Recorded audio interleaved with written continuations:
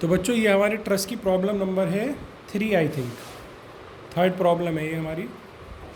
उसमें देखिए आप लोग, सिंपली सपोर्टेड ट्रस है। सिंपली सपोर्टेड ट्रस यानी एंड में सपोर्ट लगे हुए।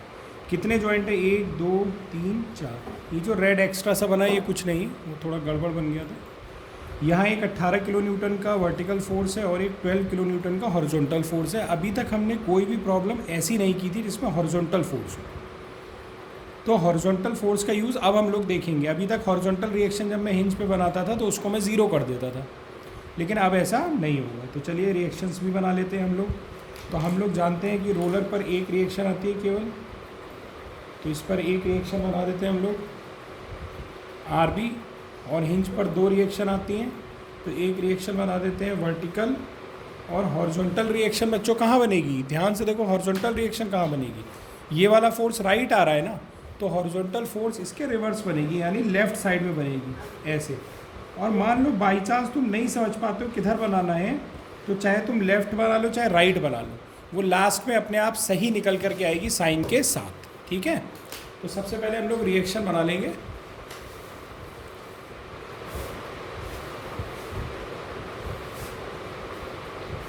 और इसके बाद अब रिएक्शन निकालेंगे हम। रिएक्शन निकालने के लिए 3 इक्वेशन होती है हमारे पास। कौन कौन सी? Sigma F X zero, sigma F Y zero और सिग्मा एम ज़ीरो। ये 3 इक्वेशन हमारे पास होती हैं। चलिए अब सिग्मा एफ एक्स ज़ीरो की हम लोग बात करते हैं। तो एक्स में देखिए कौन कौन से फोर्स हैं। तो एक तो ये आर ए एच दिखाई दे रहा है आपको, क्योंकि इधर जा रहा है इसलिए मैं इसको लिखता हूँ minus R A H. R A H का मतलब ए पर horizontal reaction, R A V का मतलब ए पर वर्टिकल रिएक्शन, ठीक है। और एक ये जा रहा है राइट में प्लस का 12। और तो कोई देखो हॉरिजॉन्टल फोर्स पूरे इसमें कहीं नहीं है, ये तो हॉरिजॉन्टल डिस्टेंस है, ये फोर्स थोड़ी है, बराबर 0। यहाँ से आर ए एच आप उधर ले जाओगे तो आर ए एच की वैल्यू कितनी आ जाएगी बच्चों? 12 किलो न्यूटन आ जाएगी। एक रिएक्शन हम लोगों को पता चल गई। ओके, अब हम लोग देखते हैं दूसरी रिएक्शंस, यानी कि आर ए बी और आर बी इनको। अभी तो हमने सिग्मा एफ एक्स ज़ीरो किया था केवल, ये क्या था? Sigma F X is equal to 0 करके निकाला था। अब सिग्मा एफ वाई ज़ीरो करते हैं हम लोग, देखते हैं उससे क्या मिलता है हम लोगों को। तो अगर सिग्मा एफ वाई हम लोग ज़ीरो करेंगे, देखिए ज़रा वाई में कौन कौन से फोर्स हैं? एक आर ए वी, एक आर बी, क्योंकि ऊपर जा रहा है तो प्लस, माइनस का ये वाला 18 है ना, और माइनस बस बस बस बस, और कोई फोर्स वर्टिकल में है ही नहीं, ये तो हॉरिजॉन्टल है, इज इक्वल टू 0। यहाँ से R A V plus R B बराबर कितना हो जाएगा बच्चों? 18 हो जाएगा। ये इक्वेशन 1, ये इक्वेशन नंबर 2। अब देखते हैं मूवमेंट के लिए सिग्मा एम ज़ीरो, जो तीसरी इक्वेशन है। तो मूवमेंट हम लोग किस पॉइंट पे लेते हैं बच्चों? कोशिश करेंगे हमेशा सबसे किनारे वाले लेफ्ट वाले कॉर्नर पर। तो आप चेक कीजिए इस कॉर्नर से कौन कौन से फोर्स जा रहे हैं पहले।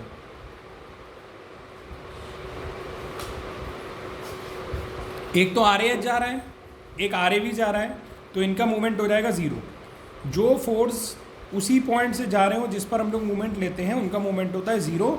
और बाकी फोर्स का कैसे चेक करेंगे कि 0 है कि नहीं? तो क्या करेंगे, हम हर फोर्स को आगे पीछे बढ़ा के देखेंगे। जैसे मैंने आर बी को आगे पीछे बढ़ा दिया, क्या आर बी वाले फोर्स की जो लाइन है, क्या आर बी वाले फोर्स की जो लाइन है वो ए से जा रही है? नहीं जा रही है। तो ए से कितनी डिस्टेंस से जा रही है? 4 डिस्टेंस से जा रही है। इसका मतलब आर बी इंटू 4। तो ये हो गया आर बी इंटू 4 प्लस का। उसके बाद में 18 की डिस्टेंस यहाँ से कितनी है? 2, तो माइनस 18 इंटू 2। उसके बाद 12 को कैसे चेक करेंगे, बहुत ध्यान से देखिएगा ज़रा। तो 12 को क्या करते हैं, ऐसे ही इसकी लाइन को आप आगे पीछे बढ़ा दीजिए, इधर पीछे इधर आगे बढ़ा दीजिए। क्या ये लाइन ए से पास हो रहा है? क्या ये लाइन जो है डॉटेड वाली ए से पास हो रही है? नहीं पास हो रही है। तो ए से कितनी डिस्टेंस से निकल रही है ये वाली लाइन? ये डिस्टेंस आपको चाहिए। तो ये डिस्टेंस कितनी है बच्चों? यहाँ देखिए ये डिस्टेंस आपको दी हुई है 2 मीटर, यानी 12 इंटू कितना हो जाएगा? 2 हो जाएगा। 12 इंटू 2, और इसका साइन हो जाएगा माइनस। अब कई लोग सोचेंगे सर ये आप कैसे प्लस माइनस इतनी जल्दी कैसे लगा देते हैं बिना एंटी क्लॉकवाइज और क्लॉकवाइज देखे हुए? तो मैंने पहले भी बताया था, फिर से बता दे रहा हूँ आप लोगों को, एक बार देख लीजिए। इज इक्वल टू 0 अभी बताता हूँ। अच्छा प्लस माइनस, ज़रा इसको सॉल्व कर लूँ। तो 4 R B minus 36 minus 24 is equal to 0। ये यहाँ से हो जाएगा 4 आर बी और ये हो जाएगा इज इक्वल टू 60। 60 हो जाएगा। तो आर बी बराबर कितना हो जाएगा, सॉल्व करेंगे हम लोग बच्चों तो 15 किलो न्यूटन आ जाएगा। और ये आर बी की वैल्यू अगर उठा करके मैं कहाँ रख दूँगा, यहाँ पे अगर पुट कर दूँगा तो मुझे आर ए वी की वैल्यू भी मिल जाएगी। तो रख देता हूँ ज़रा, तो R A V plus 15 is equal to 18। तो आर ए वी की वैल्यू कितनी आ गई बच्चों, 3 आ गई यहाँ से, 3 किलो न्यूटन। अभी हमने केवल रिएक्शन निकाली है। अब मैं तुम लोगों को ये समझा देता हूँ कि कैसे मैं इस वाली इक्वेशन में प्लस माइनस लगा देता हूँ बहुत जल्दी से। मैं क्लॉकवाइज एंटी क्लॉकवाइज चेक ही नहीं करता हूँ। तो मैंने आपको पहले तो सिखा रखा है एंटी क्लॉकवाइज क्लॉकवाइज कैसे चेक करते हैं। अभी यहाँ पर एक बहुत छोटी सी बात बता देता हूँ, बहुत बढ़िया। देखो मूवमेंट के लिए बता रहा हूँ, केवल ध्यान रखना।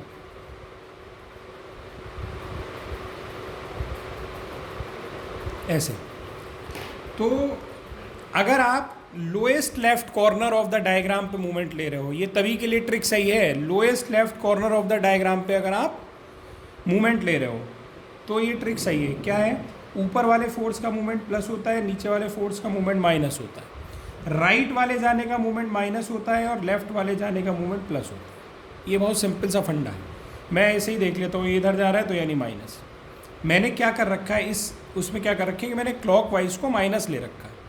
मैं क्लॉक वाइज मूवमेंट को क्या लेता हूँ, माइनस लेता हूँ। क्लॉक वाइज को क्या लेता हूँ बच्चों, माइनस लेता हूँ। आप चेक कर लो, जैसे ये आर बी इंटू 4 है, ये कैसे घुमाएगा इसको, तो ये एंटी क्लॉक वाइज घुमाएगा। तो एंटी क्लॉक वाइज को मैं क्या लेता हूँ, एंटी क्लॉक वाइज को मैं क्या लेता हूँ, प्लस लेता हूँ। तुम इन सब के रोटेशन चेक कर लेना, ये एंटी क्लॉक वाइज है, ये क्लॉक वाइज है और ये भी क्लॉक वाइज। मगर मैं किसी का रोटेशन ऐसे देखता ही नहीं clock wise anti clock wise. मैं तो ये ट्रिक लगाता हूँ, जो फोर्स ऊपर जा रहा है उसका मूवमेंट प्लस, जो नीचे जा रहा है माइनस, राइट वाले फोर्स का माइनस और लेफ्ट वाले फोर्स का प्लस। केवल मूवमेंट की बात कर रहा हूँ बच्चों, ये ध्यान रखना आप। ये मूवमेंट के लिए मैं आपको ट्रिक सिखा रहा हूँ, ठीक है। इतना नोट कीजिए जल्दी से।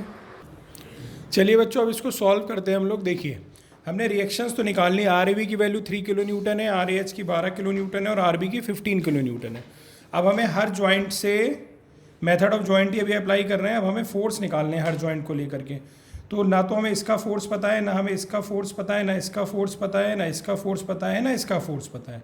तो मैंने इसीलिए सब पर क्वेश्चन मार्क बना लिए। सबसे पहले कौन सा जॉइंट लें, यहाँ पर ए सी बी डी 4 जॉइंट है। तो अगर आप सबसे पहले ये जॉइंट ले लोगे तो यहाँ से देखिए 1 2 3 क्वेश्चन मार्क निकल रहे हैं, यानी ये जॉइंट हम लोग नहीं ले सकते। हम लोग सबसे पहले वही जॉइंट ले सकते हैं जहाँ से या तो 1 क्वेश्चन मार्क निकल रहा होगा या 2 क्वेश्चन मार्क निकल रहे होंगे। ये कोई रूल नहीं है, ये मेरी ट्रिक है ऐसे बताने की बस, ताकि तुम्हारा सवाल गलत ना हो। जैसे अगर आप ए वाला जॉइंट लोगे तो यहाँ से एक ये क्वेश्चन मार्क निकल रहा है, एक ही, यानी आप ए ले सकते हो। आप बी लोगे तो एक क्वेश्चन मार्क ये निकल रहा है, एक क्वेश्चन मार्क ये निकल रहा है, यानी आप बी ले सकते हो। सी वाले पे देखोगे तो 1 2 3 निकल रहे हैं अभी, तो अभी नहीं ले सकते। सबसे पहले वो जॉइंट जहाँ पर या तो 1 क्वेश्चन मार्क हो या 2 क्वेश्चन मार्क हो, ठीक है। चलिए, तो सबसे पहले मैं बना लेता हूँ ए वाला जॉइंट, क्योंकि ए से 2 क्वेश्चन मार्क निकल रहे हैं। तो ए वाला जॉइंट देखिए मैं बनाता हूँ यहाँ पर, बहुत ध्यान से देखिएगा। इस पर ए से एक लाइन इस डायरेक्शन में जा रही है, इसका नाम है ए डी। तो इस पर एक फोर्स हो जाएगा हमारा एफ ए डी, ठीक। एक लाइन ऐसे जा रही है, ये जा रही है ना लाइन ए सी, तो एफ ए सी। एक ही रिएक्शन आ रही है, इसकी वैल्यू कितनी है, 3 किलो न्यूटन। तो यहाँ पर लिख देते हैं 3 किलो न्यूटन। और एक ये रिएक्शन जा रही है हॉरिजॉन्टल वाली, इसकी वैल्यू कितनी है, 12। तो इसकी वैल्यू लिख देता हूँ मैं यहाँ पर ऐसे 12 किलो न्यूटन। अब बात आएगी, एक दिक्कत आपको आएगी, काहे की, हाँ बच्चों, तो इसमें दिक्कत ये है कि एंगल हमें ये वाला नहीं मालूम है। एंगल नहीं मालूम होगा तो हम लोग कंपोनेंट नहीं कर पाएंगे। तो एंगल कभी कभी हमें निकालना भी पड़ता है। आप इस वाले ट्राइंगल में देखो, ट्राइंगल ए डी सी में देखिए ध्यान से। ये हाइट कितनी दी है आपको, 2 मीटर। इसका बेस कितना दिया है, 2 मीटर। तो अगर मैं इस ट्राइंगल को यहाँ अलग से बना के तुम्हें दिखाऊँ तो ये ट्राइंगल कुछ ऐसे बना हुआ है। ये भी 2 मीटर है और ये भी 2 मीटर है। तो आप इसमें टेन थीटा लगा करके निकाल सकते हैं कि नहीं निकाल सकते हैं। टेन थीटा बराबर क्या होगा, परपेंडिकुलर अपॉन बेस, लंब बटे आधार। तो 2/2, तो थीटा बराबर कितना आएगा, 45 डिग्री आएगा। तो कभी कभी ऐसे निकालना भी पड़ेगा। तो ये वाला एंगल हो गया हमारे पास 45 डिग्री। अब कंपोनेंट कर लेते हैं। तो जो कंपोनेंट आप करेंगे ए डी के, तो ए डी का एक कंपोनेंट इधर आ जाएगा एफ ए डी साइन 45, और एक कंपोनेंट इधर आ जाएगा एफ ए डी कॉस 45। अब आप sigma F X sigma F Y 0 कर दीजिए। तो देखिए ज़रा, एक्स डायरेक्शन में ये है और वाई डायरेक्शन में ये है। एक्स डायरेक्शन में कितने फोर्स हैं, एक ये है, एक ये वाला है और एक ये वाला, 3 है। तो इधर वाले प्लस ले लेते हैं, तो ये दोनों इधर ही जा रहे हैं। तो पहले मैं सिग्मा एफ एक्स ज़ीरो लिख रहा हूँ। तो सिग्मा एफ एक्स ज़ीरो अगर हम लोग लिखेंगे तो क्या लिखेंगे बच्चों, देखो F A D cos 45 plus F A C, है ना, और ये वाला इधर जा रहा है -12, तो उधर भेज दिया तो प्लस का 12 हो गया, इक्वेशन नंबर 1। इसके बाद में सिग्मा एफ वाई की इक्वेशन बनाते हैं, तो दोनों ही ऊपर जा रहे हैं। तो F A D sine 45 plus 3, तो उधर जा करके क्या हो जाएगा -3, इक्वेशन नंबर 2। अब इसमें आप देखो एफ ए डी है, एफ ए सी है, एफ ए डी इसमें एफ ए सी नहीं है, तो 0 इंटू एफ ए सी लिख लो और फिर कैलकुलेटर से A1 B1 C1 वाले मेथड से हम लोग सॉल्व करके काई की वैल्यू निकाल सकते हैं, एफ ए डी की वैल्यू भी निकाल लेंगे और एफ ए सी की वैल्यू भी निकाल लेंगे। ओके, तो बच्चों इसको कैलकुलेट करके जो आंसर आ रहे हैं वो मैंने लिखे हैं -4.24 किलो न्यूटन और 15 किलो न्यूटन। ठीक है, हमें कौन कौन से फोर्स पता चल गए, एफ ए डी और एफ ए सी, तो इसको हम लोग जा करके क्या कर लेते हैं, अब टिक कर लेते हैं, क्योंकि ये तो पता चल गया ना दोनों। अब मैं ज्वाइंट ले लेता हूँ बी वाला, क्योंकि बी से भी 2 क्वेश्चन मार्क निकल रहे हैं।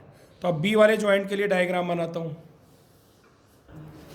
चलिए बच्चों, बी वाला ज्वाइंट ये है ना हमारा, इसका डायग्राम बनाते हैं। तो ये बी ज्वाइंट है हमारा, इस पर एक लाइन ऐसे जा रही है। मैंने पहले भी आपको सिखाया है कि ऐसे गोला बना लिया करो। इस गोले में जितनी लाइनें निकल रही हों वो सारी लाइनें जो हैं वो बनेंगी इस पर। तो एक लाइन ये हॉरिजॉन्टल जा रही है ऐसे, एक लाइन इधर तिरछी होके जा रही है ऐसे, और जितने भी एरो के निशान बनाएंगे वो ज्वाइंट से दूर जाते हुए बनाएंगे। ये हो गया एफ बी डी, ये हो गया एफ बी सी। क्यों बी सी हो गया, क्योंकि इस लाइन का नाम बी सी है। और यहाँ से एक रिएक्शन आ रही है आर बी। आर बी की वैल्यू हम लोग ने कितनी निकाल रखी है बच्चों, 15 किलो न्यूटन निकाल रखी है। तो एक ये भी बना लेते हैं 15 किलो न्यूटन। अब दिक्कत वही है, फिर ये वाला एंगल हमें नहीं मालूम है, तो निकाला जा सकता है बहुत आराम से। कैसे भाई, ये हाइट कितनी है 2 मीटर और ये हाइट भी कितनी है 2 मीटर। टेन थीटा लगा लीजिए, परपेंडिकुलर अपॉन बेस, लंबटे आधार। तो वैसे ही जैसे अभी पीछे एंगल निकाला था वैसे ही एंगल कितना निकल करके आएगा, 45 निकल करके आ जाएगा। अब आप कंपोनेंट कर लीजिए, तो एक कंपोनेंट इधर हो जाएगा एफ बी डी साइन 45 और एक कंपोनेंट हमारा इधर आ जाएगा एफ बी डी कॉस 45। ठीक, अब फिर से वही sigma F X sigma F Y 0 कर लेते हैं हम लोग। तो एक्स में तो मैं देख रहा हूँ इधर ही दोनों फोर्स जा रहे हैं केवल। तो अगर मैं सिग्मा एफ एक्स 0 लिखता हूँ तो क्या लिखूँगा, minus F B D cos 45 और माइनस का ये वाला F B C is equal to 0, क्योंकि और तो कोई फोर्स एक्स में है ही नहीं। अब यहाँ से देखते हैं, माइनस से अगर मल्टीप्लाई कर दूंगा तो F B D cos 45 plus F B C बराबर 0। ये इक्वेशन नंबर 1 बन गया। मैंने पीछे भी इक्वेशन 1 बनाई थी, तो कंफ्यूज मत होइएगा। मैं हर जॉइंट के लिए जो इक्वेशन लिखता हूँ sigma F X sigma Y, उसको 1 लिख देता हूँ। आप 3 4 बना करके आगे लिख सकते हो, उसमें कोई इशू नहीं है। ठीक है बच्चों, चलिए देखिए अब ज़रा। अब सिग्मा एफ वाई बनाते हैं हम लोग। तो sigma F Y is equal to 0 बनाते हैं। तो वाई में आप देखेंगे ऊपर जा रहा है एफ बी डी साइन 45 और एक ऊपर जा रहा है ये वाला 15। दोनों ही ऊपर जा रहे हैं तो दोनों ही प्लस रहेंगे। तो एफ बी डी साइन 45 और प्लस 15, तो उधर जाके -15। जो भी वैल्यू पता होती है, जैसे 15 वैल्यू तो पता है ना हम लोगों को, ये वैल्यू नहीं पता है क्योंकि एफ बी डी है, इसमें एफ बी डी की वैल्यू पता नहीं है। तो जो वैल्यू पता होती है वो इक्वल टू के दूसरी साइड लिखी जाती है। तो ये हमारी इक्वेशन नंबर 2 बन गई। अब इसमें देखिए आप लोग ध्यान से कि यहाँ पर एफ बी डी है, यहाँ एफ बी सी है, यहाँ एफ बी डी है, इसमें एफ बी सी नहीं है, तो 0 इंटू एफ बी सी करके लिख लीजिए। अब कैलकुलेटर से A1 B1 C1 वाला मेथड आप लोग अप्लाई करेंगे तो इस क्वेश्चन को हम लोग सॉल्व कर सकते हैं। तो कैलकुलेटर से जल्दी से मुझे आंसर बताइए निकाल करके, एफ बी डी कितना आ रहा है और एफ बी सी कितना आ रहा है। ओके बच्चों, तो हमारे जो आंसर आए इसको सॉल्व करने पे वो ये आ गए। आंसर हमें सारे ध्यान रखने, क्योंकि आगे हमें ज़रूरत पड़ने वाली है अभी इन आंसर्स की। चलिए, तो अब जब हमको ये भी मालूम हो गए एफ बी डी और एफ बी सी, तो मैं यहाँ पर एफ बी डी को टिक कर लेता हूँ और एफ बी सी को भी टिक कर लेता हूँ। अब आप देखो, ये क्वेश्चन मार्क भी टिक हो गया, ये क्वेश्चन मार्क भी टिक, ये भी टिक, ये भी टिक, यानी इनके फोर्स पता चल गया, बचा केवल एक ये। तो अब सी वाला ज्वाइंट ले लेते हैं। तुम कहोगे नहीं सर मैं तो डी लेना चाहता हूँ, तो ले सकते हो, उसमें कोई गलती नहीं, क्योंकि यहाँ से भी एक ही क्वेश्चन मार्कअप जा रहा है, क्योंकि बाकी दोनों तो नोन है। लेकिन कोशिश क्या करो कि जो हॉरिजॉन्टल लाइन पर अगर कोई ज्वाइंट है तो फिर उसको लेने की कोशिश क्या करो, क्योंकि ये बहुत आसान होता है हमेशा। तो अब मैं सी वाला जॉइंट लूँगा, ठीक है। चलिए बच्चों, अगर सी वाला जॉइंट हम लेते हैं तो मैं यहाँ बना ले रहा हूँ सी वाला जॉइंट ऐसे। इसको ध्यान से देखिए, इस पर क्या क्या लाइंस जा रही हैं, इस गोले को देखिए ध्यान से। ये गोला आपको इतना डार्क नहीं बनाना है, आपको हल्का बनाना है। अब इसमें जितनी लाइन है वो सब बना दी। तो एक लाइन ऊपर जा रही है ना ये वाली, तो एक लाइन ऐसे ऊपर बना दीजिए। एक लाइन यहाँ से राइट जा रही है ना ऐसे, तो राइट बना दीजिए। एक लाइन इधर से लेफ्ट जा रही है ऐसे, तो लेफ्ट बना दीजिए। और एक लाइन नीचे आ रही है, वो 18 किलो न्यूटन का फोर्स है, तो ऐसे बना दिया, ठीक। इस वाले फोर्स का क्या नाम होगा, ये लाइन है सी डी हमारी, तो इस वाले फोर्स का नाम हो गया एफ सी डी। ये वाले फोर्स का नाम क्या है, बी सी। तो एफ बी सी की वैल्यू तो अभी हम लोगों ने निकाली है, कितनी आई थी, 15 किलो न्यूटन। तो यहाँ पे 15 किलो न्यूटन रख देता हूँ मैं। फिर ये वाली लाइन का नाम क्या है, ए सी। तो ए सी की वैल्यू भी हम लोग ने पहले निकाली थी, वो भी 15 आई थी, वो भी 15 आई थी। एक बारी बच्चों जरा चेक कर लो, ए सी की वैल्यू 15 और बी सी की वैल्यू भी 15 आई थी कि नहीं आई थी, ठीक है। चलिए ओके ओके। अब इसमें से अब हमें केवल एफ सी डी की वैल्यू चाहिए ना, केवल यही क्वेश्चन मार्क तो बचा है टिक होने को। तो एक्स में तो ये आ ही नहीं रहा है, केवल सिग्मा एफ वाई में आ रहा है, तो इसका मैं सिग्मा एफ वाई 0 कर देता हूँ। तो जब आप सिग्मा एफ वाई 0 करोगे तो ऊपर वाला प्लस हो गया, ये F C D minus 18 is equal to 0, या उधर ले जाओगे तो एफ सी डी का आंसर कितना आ गया, 18 आ गया। आया समझ में कि नहीं आया, ओके। तो इस तरह से हमने सारे क्वेश्चन मार्क पे टिक कर लिए, यानी सारे आंसर हमारे आ चुके हैं। अब हमें आंसर टेबल ज़रूर बनानी होगी एक। तो आंसर टेबल चलिए हम लोग बना लेते हैं। तो आंसर टेबल में क्या क्या लिखा जाता है, आंसर टेबल में लिखा जाता है मेंबर, फोर्स और नेचर, ठीक। अब मेंबर हम लोग सबसे पहले कौन सा ले रहे हैं, कोई भी ले लीजिए। मान लीजिए मैंने एडी ले लिया, तो एडी में कितना फोर्स आया था उसको ढूंढ लीजिए। तो आया था -4.24 किलो न्यूटन, ठीक है। अब माइनस लगा, यानी नेचर कैसा होगा, कंप्रेशन। कंप्रेशन के लिए सी लिख दिया मैंने। यहाँ माइनस लगाओ या ना लगाओ उससे फ़र्क नहीं पड़ता, लेकिन माइनस का क्या मतलब है, यहाँ पे कंप्रेशन वो लिखना ज़रूरी है। एडी के बाद एसी, एसी वाले मेंबर में फोर्स कितना आया, 15 किलो न्यूटन आया प्लस का, यानी कि ये कैसा फोर्स हो गया, टेंसाइल या टेंशन का फोर्स हो गया। उसके बाद मैं ले लेता हूँ सपोज बीसी वाला मेंबर, ये वाला बीसी वाला मेंबर।